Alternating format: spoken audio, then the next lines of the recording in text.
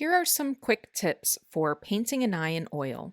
You can apply a lot of these tips to painting an entire portrait as well. Here I'm toning the canvas a little bit with some neutral gray paint mixed with mineral spirits and then wiping it off so it's not too juicy. I decided to sketch in my composition using a mixture of cadmium red and ultramarine blue. This makes a bit of a purple that is not too intense. I like the red being in there because it adds a little bit of warmth into the eye, and warmth is needed since there's a lot of blood flow in and around the eye.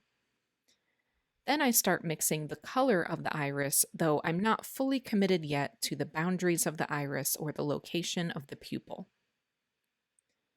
Next, I begin to go darker in areas like the crease, and I mix a relatively dark skin tone. So this is a dark and fairly intense orangish skin tone, and I start dark for a reason. Watch how I build up the lights over time as we go. Here I'm beginning to build up the lights, but you'll see I do even more so later. I like to start with one general color when I'm working alla prima, which means when I'm finishing the painting all at one time, because it allows me to work other colors on top. Adding highlights on darker colors allows them to pop out.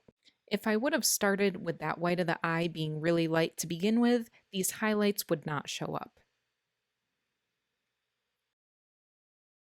Now that I have a variety of colors pretty well established, I'm going to continue layering lighter colors, some more yellow, some more pink, and some more neutral, on top of the existing colors. Keep in mind that eyelashes are not parallel. They usually form shapes that are a little bit more like triangles. I don't recommend making a whole bunch of individual lash marks that are all parallel, but have some marks that are more general made by a larger brush, and then go over the top with a few smaller ones.